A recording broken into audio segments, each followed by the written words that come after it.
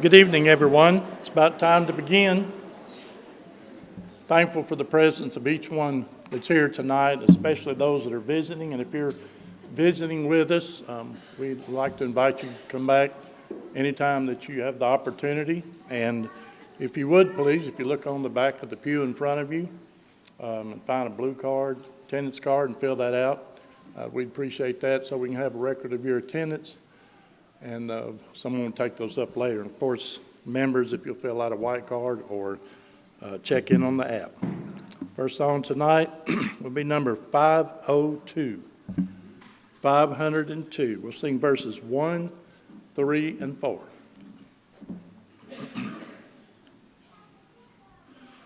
Oh, they tell me of a home far beyond the sky. Oh, they tell me of a home far away. Oh, they tell me of a home where no storm clouds rise.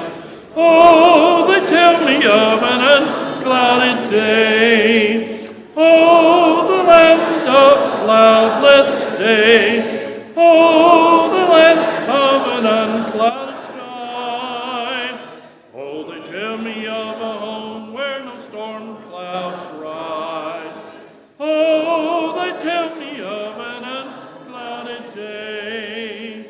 Oh, they tell me of the King in his beauty there, and they tell me that mine eyes shall behold, where he sits on the throne that is whiter than snow, in the city that is made of gold.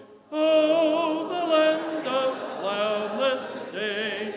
Oh, the land of an unclouded sky. Oh, they tell me of a home where no storm clouds rise. Oh, they tell me of an unclouded day. Oh, they tell me that he smiles on his children there, and his smile drives their sorrow away.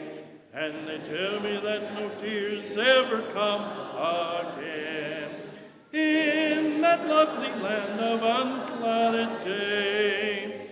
Oh, the land of cloudless day.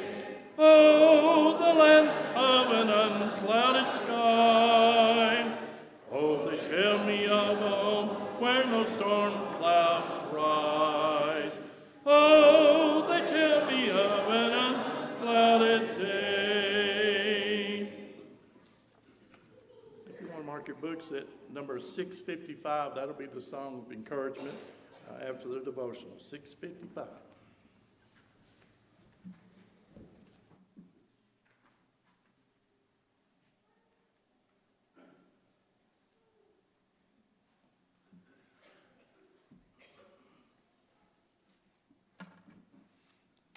Good evening.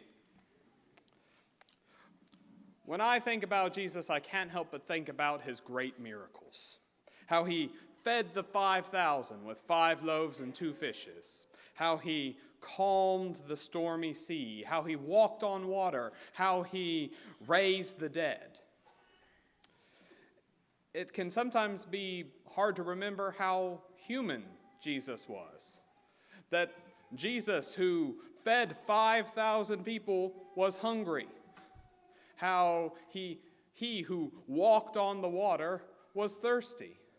Or how he, when he gave so much joy to others in healings and raising the dead, Jesus wept.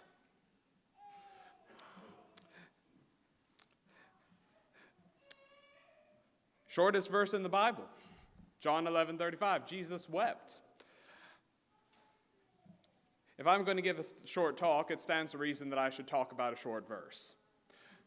John 11:35, Jesus wept, is profound in its brevity, that it tells us about 2 things about Jesus, how he's our perfect example and how he has perfect care. First, we see as Jesus displays his emotions and his weeping, that his human vulnerability, how he has all of these emotions that he exhibits. that makes him relatable. But also in being relatable, he was also infallible. If we look at Hebrews 4:15, it says, "For we have not an high priest which cannot be touched with the feeling of our infirmities, but was in all points tempted like as we are, yet without sin. He endured what we endure and did not sin." Relatable and infallible. That makes him the perfect example, our role model to follow his steps, as 1 Peter 2:21-22 says. But also, in following his example, we need to recognize also his care for us and his care in general. If we were just to go to the very next verse after Jesus wept, we see the Jews talking about Jesus, that they say, "Behold how much he loved him," talking about Lazarus, how much he cared for him. And likewise, in seeing how much Jesus cared for his fellow men, we need to care for each other, right? Romans 12:15 says that we should weep with those that weep, right? We need to have that empathy toward each other. But also, we can notice how much Jesus cares for us, right? That he cares about everything we care about. 1 Peter 5:7 says that we should cast all care on him because he cares for us. And why does he care for us? Because he loves us. That's the way the song goes, right? Jesus loves me. And it's all throughout Scripture too. Galatians 2:20 says he loved me and gave himself for me. So what are we going to do with this Jesus who cares so much for us, that is our perfect example? We need to come to him. Matthew 11:28, Jesus says, "Come unto me, all ye that labor and are heavy laden, and I will give you rest." Where's that rest? That rest is in heaven, where Revelations 21:4 says God will wipe all the tears from our eyes. No more crying, no more weeping. That we will be free from that. And of course, we need to avoid the alternative, where there will be weeping and gnashing of teeth, as Matthew 25:30 says. So, are you ready to follow Jesus? Are you ready to accept his invitation to come unto him, all us who are weary and heavy laden? Are you ready to come to him? If you have any need, please come, as together we stand and sing. There's a fountain free, 'tis for you and me. Let us haste, oh haste to its spring.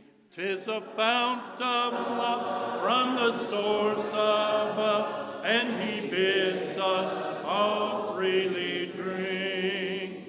Will you come to the fountain free? Will you come? 'Tis for you and me, thirsty soul.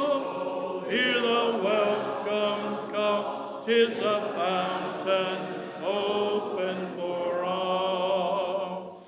There's a rock that's cleft, and no soul is left that may not its pure water share. 'Tis for you and me, and its stream I see. Let us hasten joyfully there. Will you come to the fountain free? Will you come? 'Tis for you and me, thirsty soul. Hear the welcome call. 'Tis a fountain open for all. Caesar.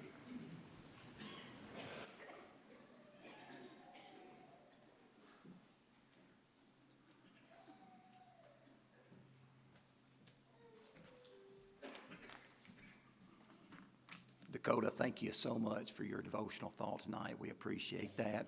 Please pass your cards to the aisles. Those are being picked up by our ushers. We want to remember the family of Sister Emily Crabtree. Miss Emily passed away this past Thursday. She was the sister of Sandra Bailey and Don Mitchell, and we want to remember them, and we want to remember all of her family right now. Her visitation is scheduled for tomorrow from 4 until 7, and again on Friday starting at noon and going right up until the time of the funeral. And the funeral is scheduled for 1 o'clock, and that's at Arrington Funeral Home here in Jackson. So let's remember Miss Emily's family, and we also have others who've lost loved ones recently. We want to remember all of them.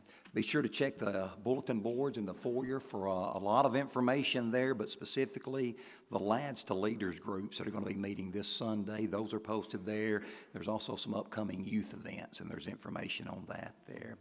The season seniors meal that was originally scheduled for last Sunday but postponed and rescheduled for this Sunday. If you have not already done so, you're asked to check the sign-up sheet on the bulletin board there just to verify that you are still planning on attending that. And Group 5 will be hosting that. The ladies of the congregation are invited to participate in a wedding gift card shower honoring Jill Davidson, who is the bride-elect of Alex DeGraves. Alex and Jill are registered at Amazon and Target. You can give your gift card to Sandy Jackson or Betty Hayes, and you're asked to do that by this Sunday, January the 19th. And Caleb will be doing a question and answer session this Sunday evening. You can submit your Bible-related questions to the box in the foyer or email Caleb at ccolly@northjacksonchurchofchrist.com. And those are all the announcements that I have tonight. We're going to be led in a closing prayer by Clayton Phillips, and then we'll be led in one more song before we're dismissed to our classes. Thank you so much for being here tonight. We hope to see you here again on Sunday. Let's stand.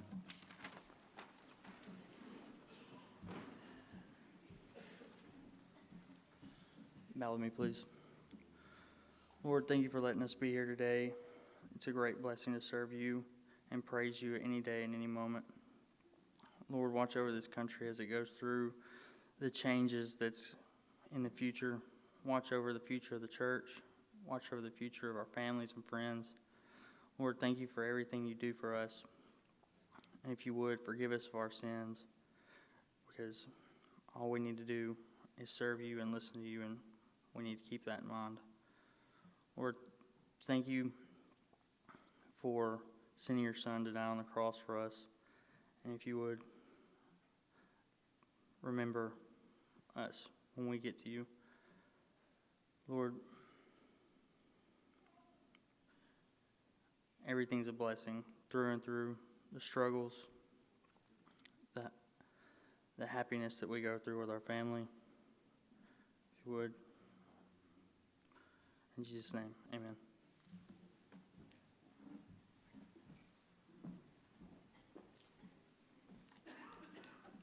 Number 59, we'll sing both verses. 59.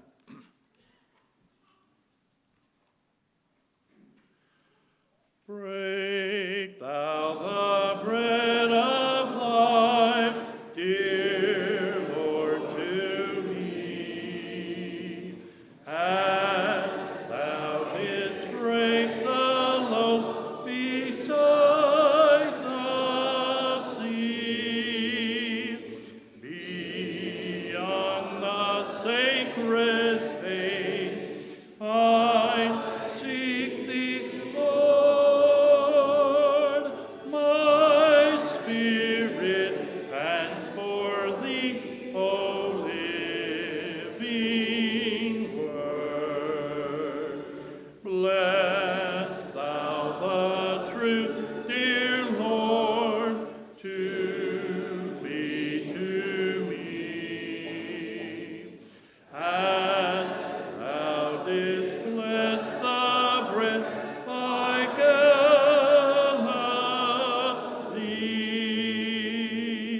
then shall abundance cease, all fetters fall, and I shall find my peace, my all in all. Dismissed your classes.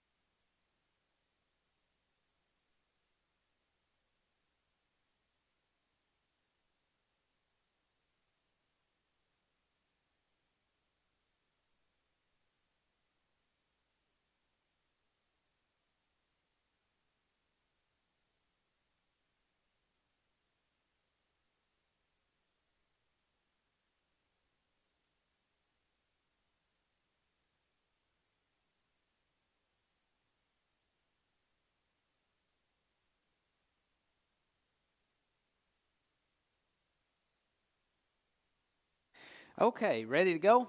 Tonight we will be getting into Joshua chapter 1.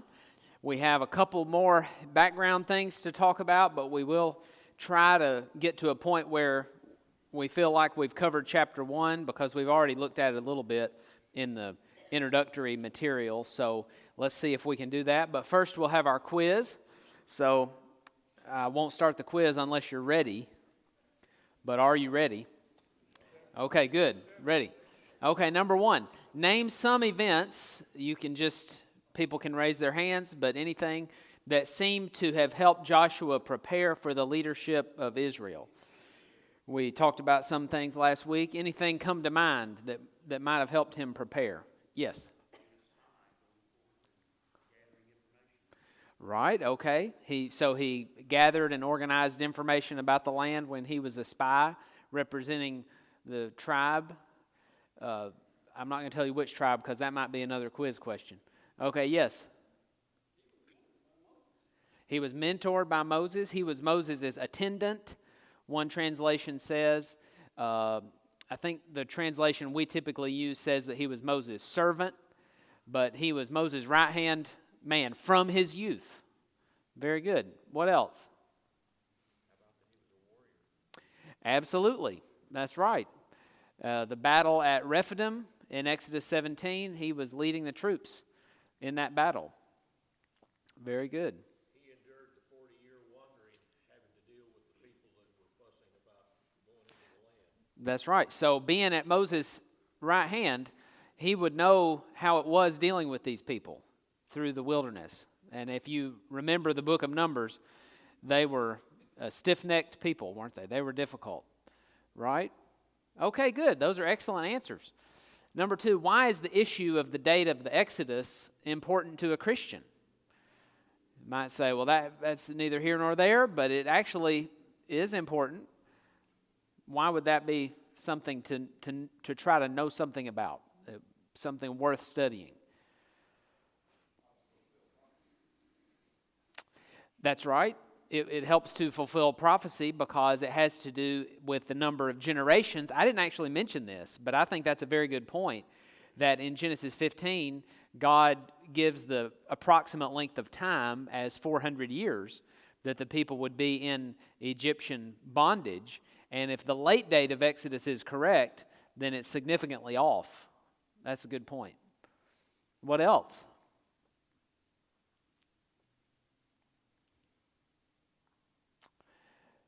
The big thing that we emphasized last week about the date of the Exodus is that it will not square with 1 Kings 6 and Judges chapter 11. That a statement made by Jephthah about how long the period of Judges had been going on at 300 years, and also the statement about the year when Solomon began to build the temple, those two dates, which are sort of anchor points for Old Testament chronology, will not fit with the late date of Exodus. So it's a matter of believing what the Bible says. And we need to understand that there are people who are totally willing to compromise biblical chronology to fit what they think the archaeological data shows. Now, at the beginning of our class, we're just saying, here's the date the Bible says, and here is a little bit of the evidence that supports the early date of the Exodus, which fits with the Bible picture of history. But then when we get to some of these places where the Israelites fought, we will actually look at some of the archaeology that supports that these events really happened. And that will also fit with biblical chronology as well. So there's sort of two planks. One plank is the Bible dates that you get from 1 Kings and Judges. Those are the things we believe because we believe the Bible's inspired, and we can support that. But that's one pillar. And then the other pillar is, what does secular history tell us? And in both cases, we have affirmation of the early date of the Exodus. Okay, number 3, true or false? Joshua is mentioned in the New Testament.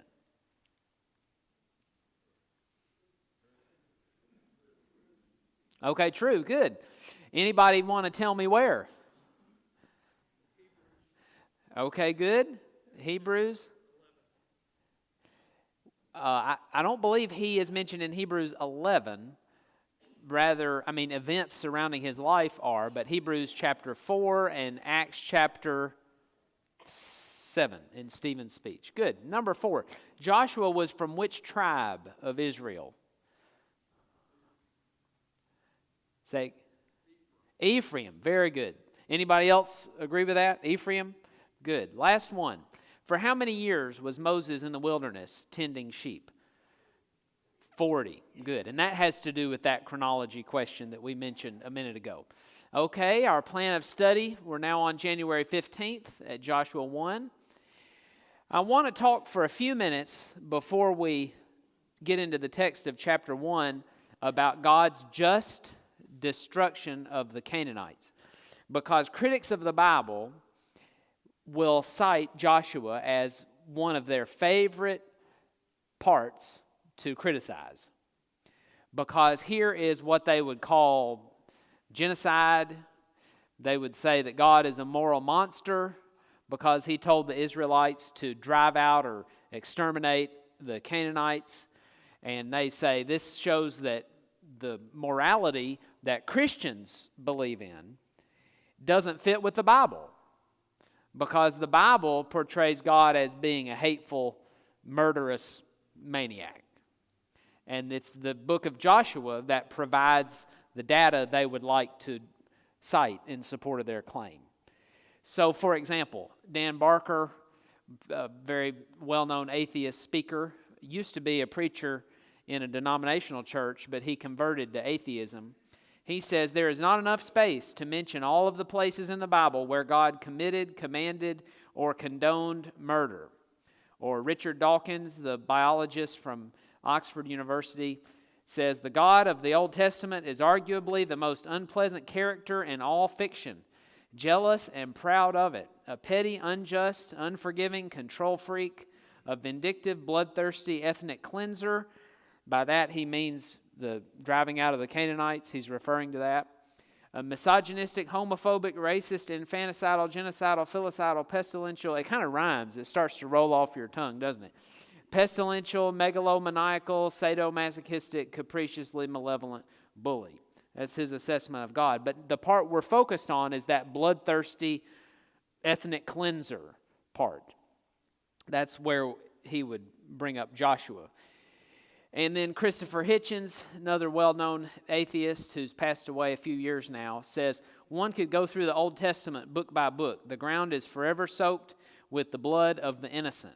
And they would especially want to note the killing of the children in the land of Canaan. That's been one of the most thorny problems for a lot of people who believe in the inspiration and authority of the Bible, that it has God commanding the Israelites to drive out these people, and that included, in part of that process, the killing of people who were innocent, children, who were not involved in promoting idol worship because they would have been too young to even know what they were doing. So that's the claim that we want to deal with. Let's respond to charges that the Bible presents God as being this immoral monster by making several points. One is that the command was not to kill these people, properly speaking. The command was to drive them out. So this is not genocide. In fact, these are a variety of nation states. This is not saying find all the people of a particular skin color or find all the people who live in this one tribe who all speak the same language and be bigoted against them and drive just these people out. Rather, this is a divestiture of some land that will accomplish two purposes. It will punish those people who have been wicked, and it will also give the Israelites a land which will be the basis for their nation from which Christ will come. So always keep in mind when you talk about the invasion of Canaan, there are two purposes: the punishment of the wicked and the giving of the Israelites a land from which Christ will eventually come. And notice that the command to drive them out is atypical. When Christopher Hitchens, for example, says that you can just look to any book in the Bible and find this type of thing, that's not really true. It's not as though God gave the Israelites a blanket command to kill people whenever they felt like it. This was a very focused, concentrated, one-time event where they were to take this land that God had promised ever since the days of Abraham. Furthermore, this wouldn't give Christians living in this time period today, contemporary society, the authority to kill anybody. If we have authority to kill anyone under any circumstances, it would have to come from somewhere else, because this is one of those occasional commands that God gives to specific people at a specific time, and the authority of that command doesn't extend beyond that particular time and place. And same thing goes for a lot of commands that God gave to individual people or individual groups of people in the Old Testament, like the command to build an ark. We don't need to build an ark today. That was for Noah.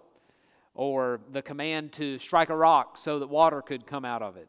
That was a command for Moses. That's not God's command to us, to try to strike rocks to get water from them, or to march around a city for 6 days, as in the case of Jericho. The same would also go for this command. And in the case of the divestiture of the land from the Canaanites, there's no command for us to take any land from anybody to be the quote-unquote Christian territory. And we may support this particular military action or that as citizens of a particular country. But it's not on behalf of the church that people would ever conquer territory. That would be an Old Testament command for a limited time for the Israelites under those circumstances. So we say this is an atypical command. Does that make sense? And if the Israelites, let's say, after they had taken the land, said, why don't we go on down to Egypt and conquer the Egyptians? I mean, it went so well for us conquering the Canaanites. Why don't we just move southwest a little bit and start conquering the Egyptians? Do you think God would be pleased with that? No. He never told them to conquer the Egyptians. Or what if they say sometime later, well, the Assyrians have a world empire. Why don't we have a world empire? Let's see if we can mount an army, and we'll try to take over the world just like the Assyrians have done. Did God ever intend for them to do that? No, it was only a limited effort for a particular time and place. And when God commands killing, the killing is not murder. Remember back when we had a series of lessons where we talked about life issues, where we talked about embodiment and how having a physical body carries with it certain responsibilities about how we use our bodies and how we treat other people's bodies. We had a series of lessons. And in that series of lessons, we talked about murder a lot. That might have gotten unpleasant for you to talk about murder as much as we did. But we said murder is the deliberate taking of innocent human life when God has not authorized it. But that last part of the statement is very important when we say when God has not authorized it. Because there have been times when God has authorized it, only at a certain place. And this will be one of those times when if the Israelites come across a people who are not willing to be driven out, who will stay and fight, then you're obligated to fight them. And some of the people who are killed in those circumstances may even be some innocent people. But that is not murder, because it's not wrongful killing, because God authorized it. And let us notice that God is uniquely positioned to determine how long a life should last, and even how long the human lifespan should be. In Psalm 90, God says that our lifespan is 70, or if by reason of strength, 80 years. Well, God could have had the lifespan for humans be 150 or 200 or however many years. But God said, I've determined that the lifespan of human beings is about this long. So God determines how long each of us lives in the general sense of the human lifespan. But even beyond that, isn't it God's prerogative as the giver of life to take life when He sees fit? It's not wrong for God to do that. He's the only one who's in a position to, at will, end somebody's life. And He has done that on a number of occasions. I'm giving you a list here. consider the flood, Saul killing all of the Amalekites, David's infant son with Bathsheba getting sick. God struck the baby sick, and the baby died. Now, the baby went to heaven. The baby was blessed all through the baby's existence after his brief sojourn on this earth was over, but it was God who took him. And then David's plague, the plague that came upon the Israelites and killed so many thousand of them because of David's unrighteous numbering of the people. Here are the occasions, and maybe I'm forgetting one, and obviously the driving out of the Canaanites in the book of Joshua would be added to this list. But here are cases where God either killed or God condoned people killing. You might add to it the case of Abraham with Isaac, although God didn't allow Abraham to follow through with it. But he did command him to show his willingness to sacrifice his son Isaac. But all of this is because God has that prerogative as the giver of life. So the bottom line about this is, if God says for a person to kill another person, then it is not murder. It's killing, but it's not murder, because murder is the wrongful taking of innocent human life where God has not commanded it. Okay? Question or comment so far?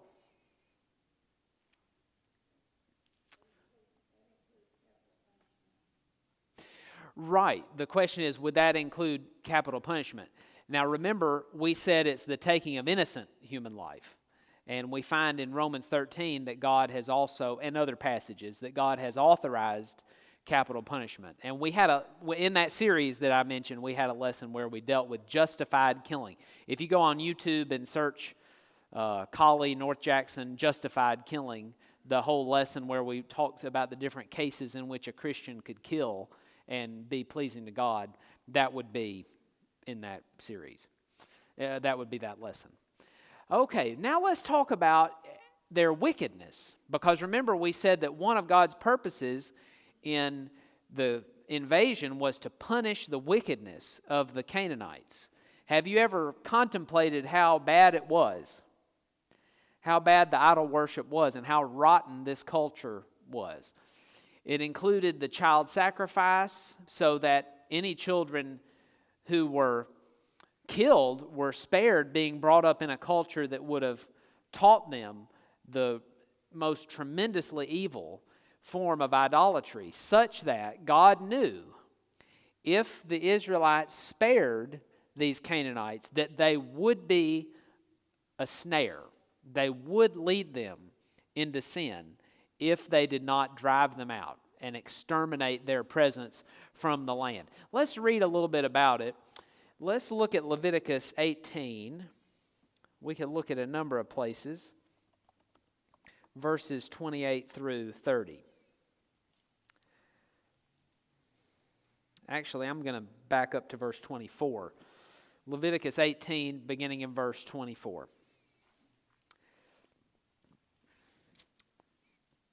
And the specific sin that is being forbidden, or category of sins, are sexual sins.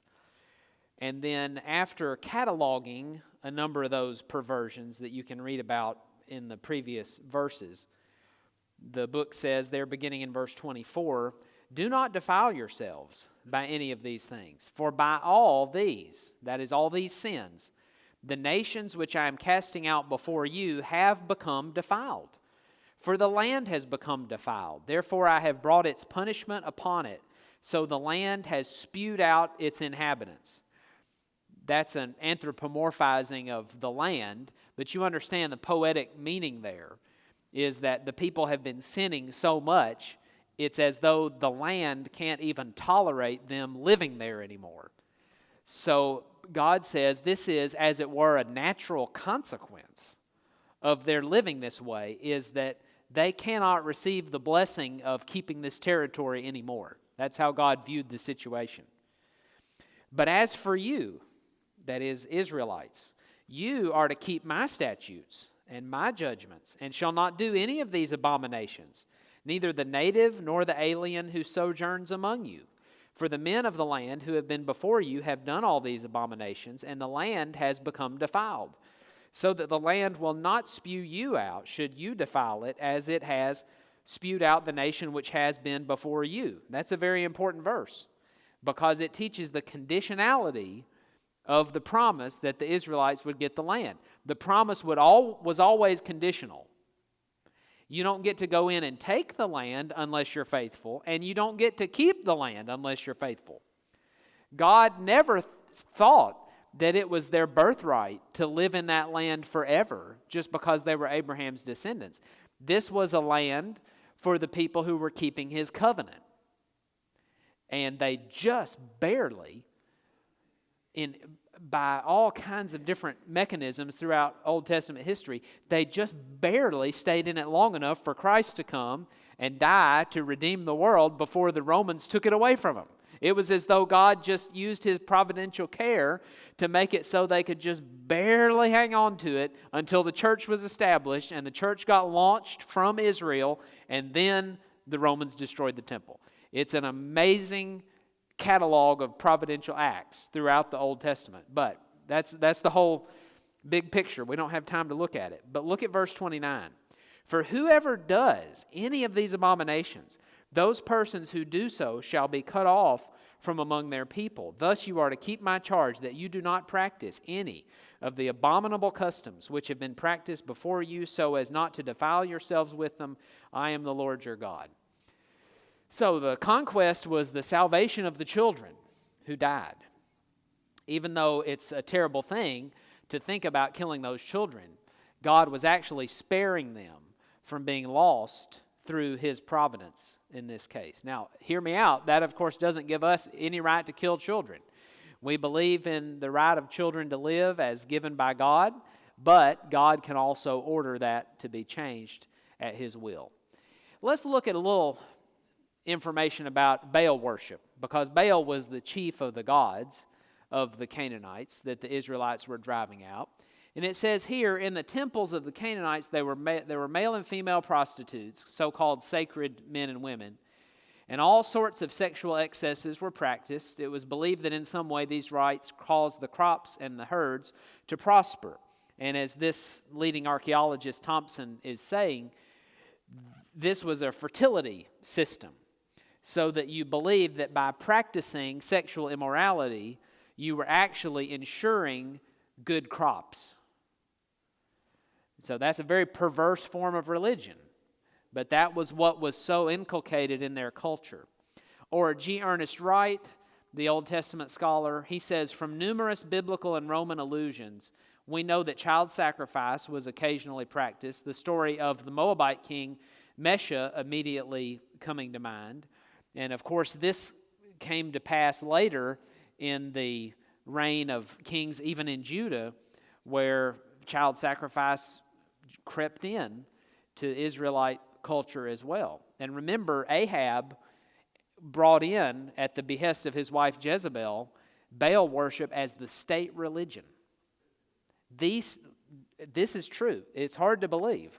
But the state religion in Israel, God's people, God's chosen people, the state religion was Baal worship when Jezebel took over.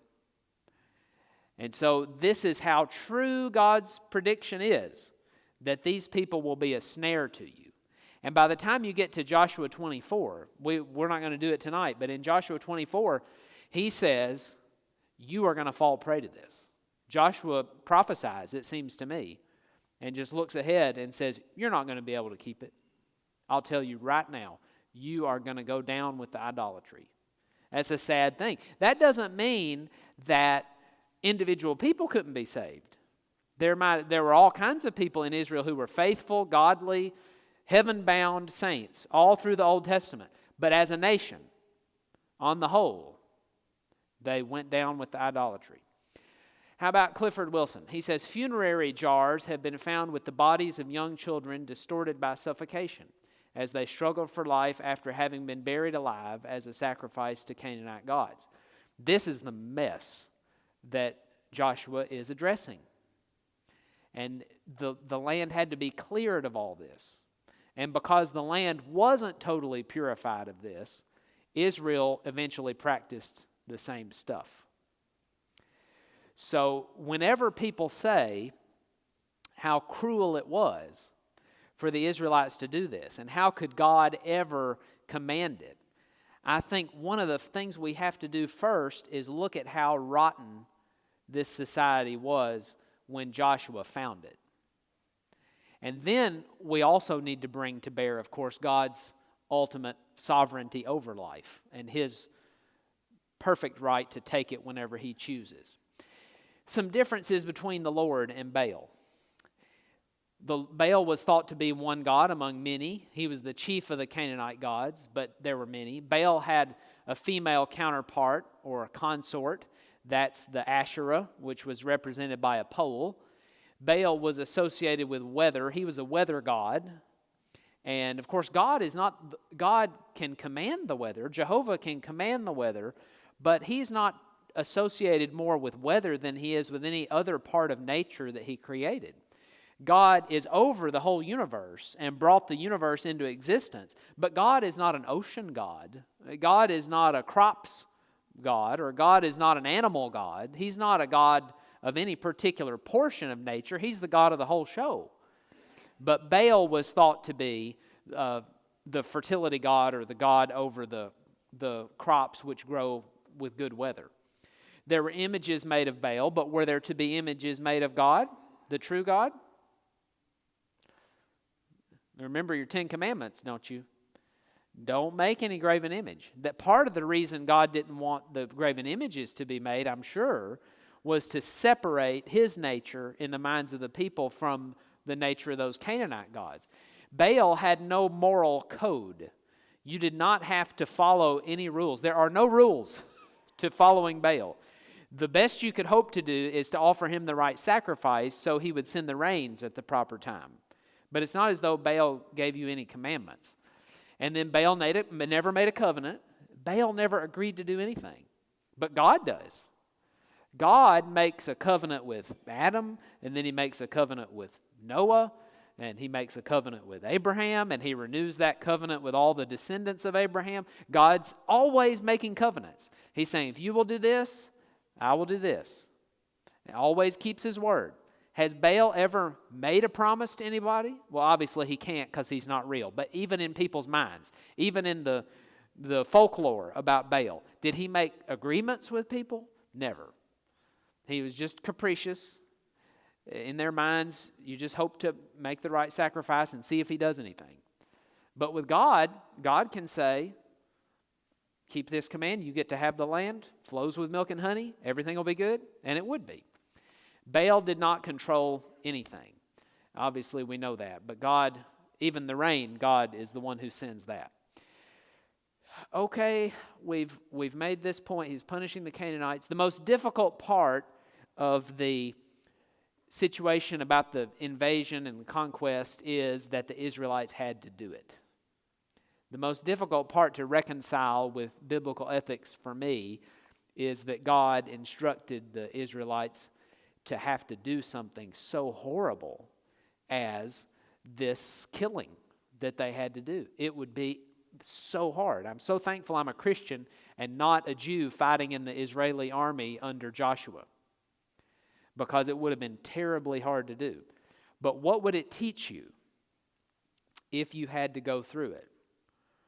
What would fighting in Joshua's army teach you?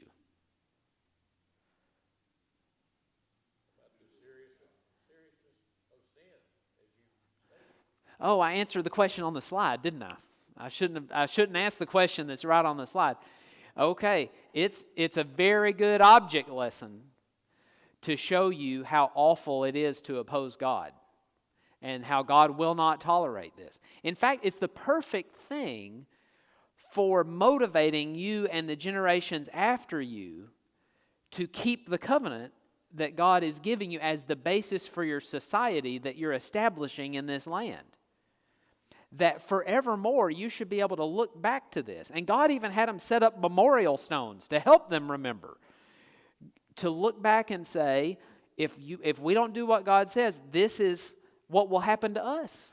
That's exactly what you, remember, didn't we just read it in Leviticus 18? You will get spewed out of the land. Just like you spewed out the Canaanites from the land, this same thing will happen to you. And it happened just like God said, because they didn't remember it well enough. But the awful experience of having to expel these people would be just very difficult and should be the thing that caused them to remain faithful. Okay, any question or comment about the destruction of the Canaanites as a problem that Christians have to answer for? We should be ready to talk about this because skeptical friends and neighbors are very likely to bring it up. It's amazing to me how many times when I've listened to skeptics talk about the Bible, they go right to Joshua because it seems so out of step with modern Western values that they have a hard time stomaching it. And it is difficult. I know it's a difficult thing to talk about, but that doesn't mean there's no good answer. We have a very good way to respond to it, I think. Anything else about it before we look at the first chapter?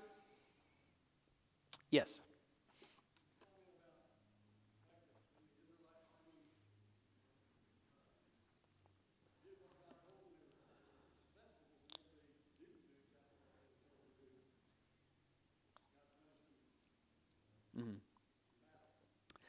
That's right. He even gave them sort of a warning as they went through that they could be defeated in battle. It all depends on their response to his will, right?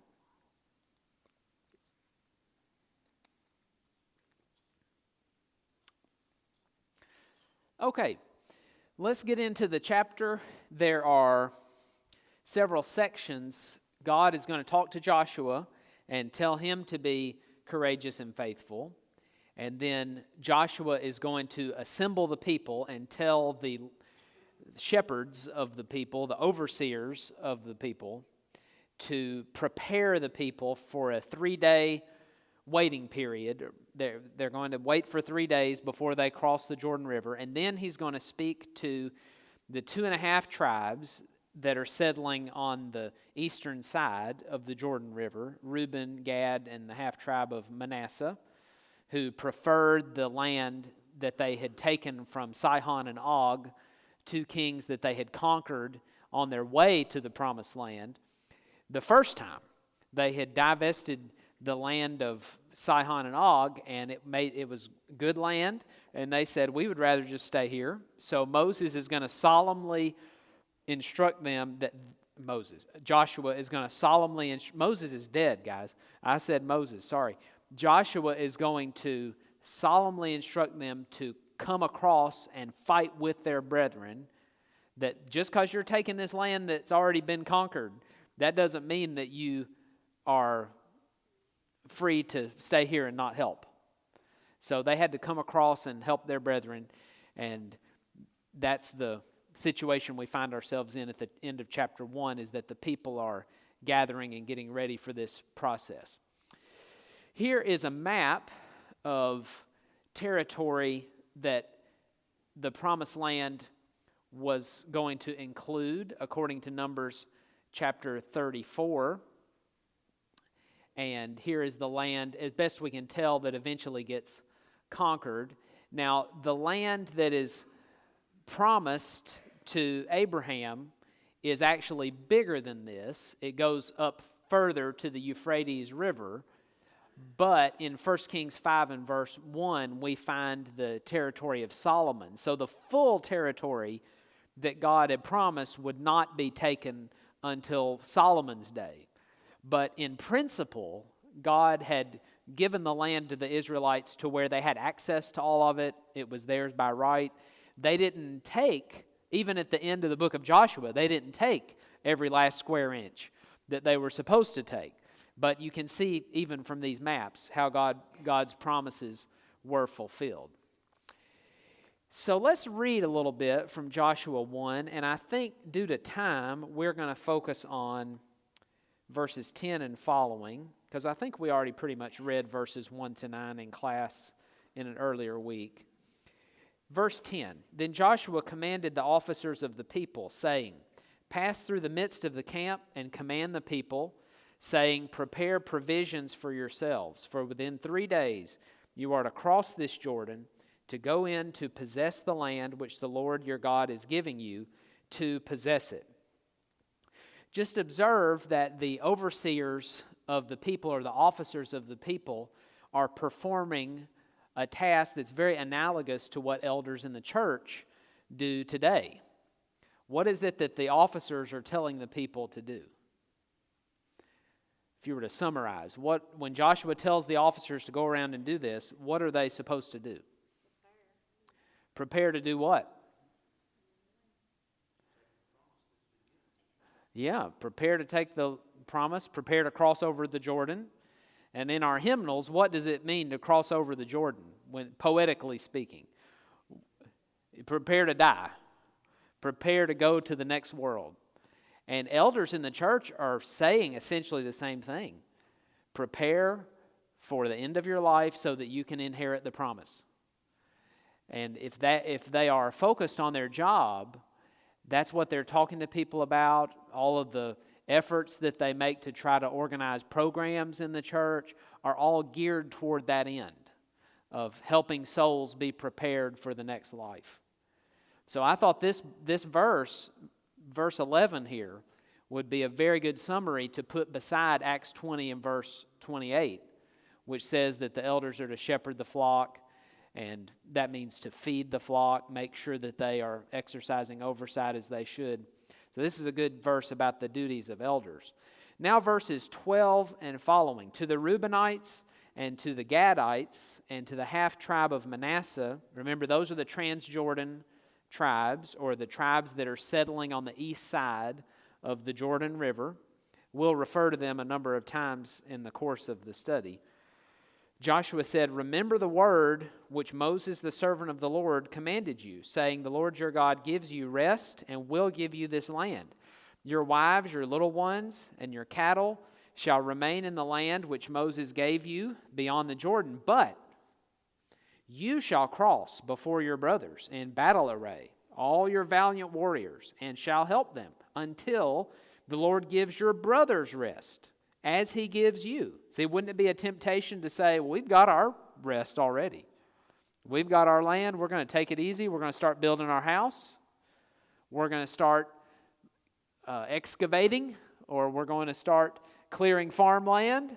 We're going to start settling our life right here. And y'all go have fun. Enjoy taking your promised land, and we'll have ours right here. That wouldn't work. But are there people in the church, maybe, I don't mean at North Jackson in particular, but are there people in the church who sometimes say, well, I have become a Christian, things are right between me and God, and I don't have to help anybody else become a Christian, or I don't have to help anybody else to stay strong in the faith. I don't really have any obligations to other Christians or to lost people, because things are right between me and Jesus, and that's all that matters. Is that the Christian attitude? That's very selfish, to not want to reach out and help others to be right with God. And so Joshua says, you have got to go in here and help, and they will. And so I think we're in verse 15. Until the Lord gives your brothers rest as he gives you, and they also possess the land which the Lord your God is giving them, then you shall return to your own land and possess that which Moses, the servant of the Lord, gave you beyond the Jordan toward the sunrise, or in the eastern direction. They answered Joshua, saying, all that you have commanded us we will do, and wherever you send us we will go. Just as we obeyed Moses in all things, so we will obey you. Only may the Lord your God be with you as he was with Moses. Anyone who rebels against your command and does not obey your words in all that you command him shall be put to death. Only be strong and courageous. Okay. When you read this, do you have a little hard time not going back to times when the Israelites rebelled against Moses? When I read it, I have a little bit of a hard time taking them totally at their word because there were so many times when they gave Moses a hard time. And now Joshua takes over and they say, oh, succeed in everything you do. Well, they're going to be good on their word, and I'm thankful for that. But they do not have a good track record. I will say this, it seems to me they sense that God is with Joshua, and they do not want to cross Joshua.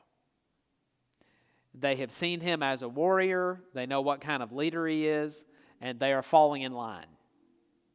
And it's good that they do. And they are going to reap the benefits of sticking with Joshua through all this. Yes?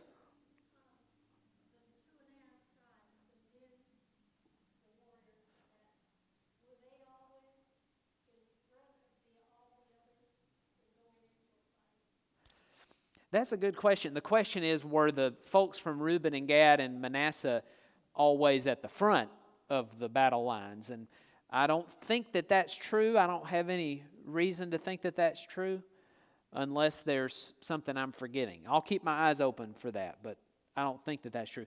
The point here is that they would join them in the fight, that they wouldn't feel free to just stay where they were. We are going to have a big issue with Reuben and Gad and the half-tribe of Manasseh when we get to chapter 22, because in that chapter, as you may know, they set up an altar. It's really a monument, but it's mistaken for a rival altar and nearly causes a civil war. But it doesn't. They cleared it up. Okay, now we're down to the end of the chapter here, and we have 2 minutes or 1 minute, so what do you want to say? Yes, sir.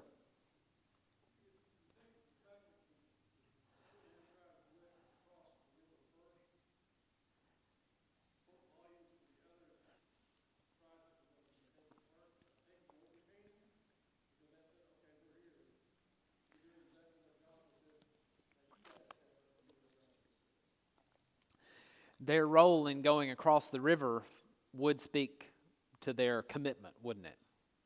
That's right, that they would go over the river with them. That's right. Yes? You mentioned the people going against Moses, but this is another generation that Joshua's dealing with, because the people that Moses dealt with in the wanderings all died, except the younger ones. That's right. So Joshua's dealing with the next generation. Yes, so They may be saying, yes, we'll do it. Look what happened to my dad, my grandparents, and all them. right. That's a good point. So he's saying these are the ones who were younger during the days of Numbers, and so may not have been as involved in the rebellion as some of the older folks were. And that's a point well taken, that they could be trying to differentiate themselves from some of their forebears who were less faithful. And certainly, I don't mean to give them any discredit. I really don't. This is just coming off the heels of Numbers, which has so many problems between Moses and the people. That's all I'm saying. But we do want to give them credit for being so much more faithful than the people who gave a bad report in Numbers 14 and who perished in the wilderness and so forth. So we want to balance that for sure. So I'm sorry if that seemed out of balance. Okay. Anything else? I think we're out of time. Last word goes to Chad. No, sure it is. Sure it is. What's the last word?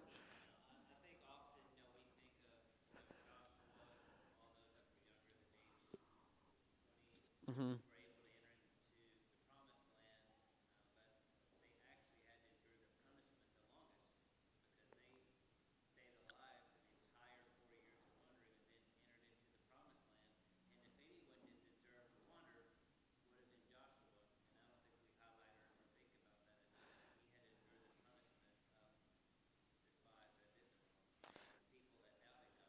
Right. So, yes, Chad's point is it was a great blessing for Joshua to get to go into the promised land, but he also had to hang out with these people in the wilderness for 40 years, which was a great punishment to him as well. He was right on the cusp of it and said all the right things and still had to suffer with them. And there's a lesson in that for patience with people who cause us trouble in our lives also. Very patient man. Good.